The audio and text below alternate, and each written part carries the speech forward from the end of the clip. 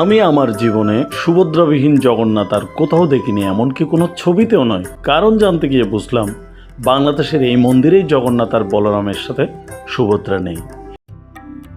প্রিয় দর্শক, আমরা চলে এসেছি বাংলাদেশের অবাক করা একটি জগন্নাথ মন্দিরে, যেটি চট্টগ্রাম জেলার পটিয়া উপজেলার সূচক্রদণ্ডী গ্রামে অবস্থিত। কমপক্ষে প্রায় 400 বছরের অধিক পুরনো একটি মন্দির।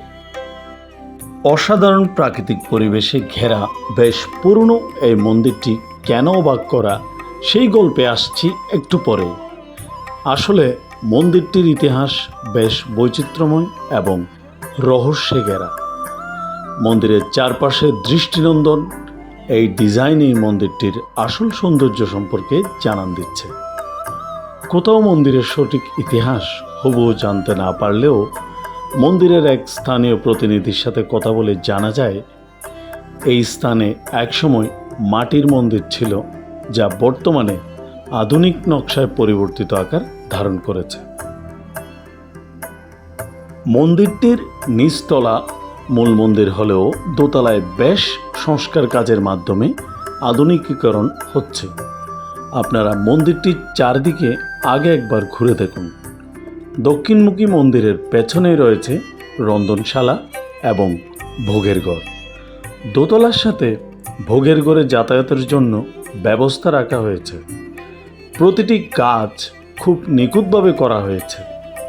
মন্দিরের চারপাশে দেয়ালের গা ঘেঁষে অসংখ্য নকশা করা পিলার মন্দিরের সৌন্দর্য বাড়িয়ে তুলেছে বহুগুণ। চারদিকে রয়েছে অসংখ্য সব জানালা। মন্দিরের পেছনে ছোট্ট ঘেরা একটা জায়গায় আমার চোখ আটকে গেল। দেখতে পেলাম একটা পাথরের কালী মূর্তি।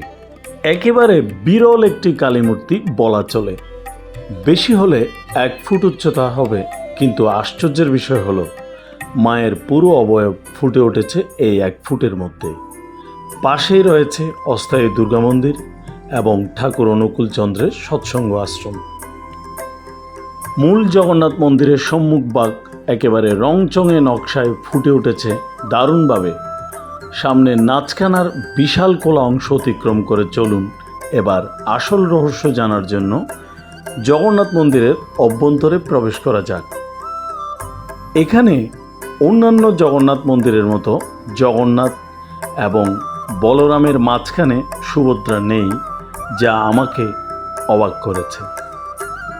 আমি আমার জীবনে সুভদ্রাবিহীন জগন্নাথ আর কোথাও দেখিনি, এমনকি কোনো ছবিতেও নয়। কারণ জানতে গিয়ে বুঝলাম বাংলাদেশের এই মন্দিরেই জগন্নাথ আর বলরামের সাথে সুভদ্রা নেই।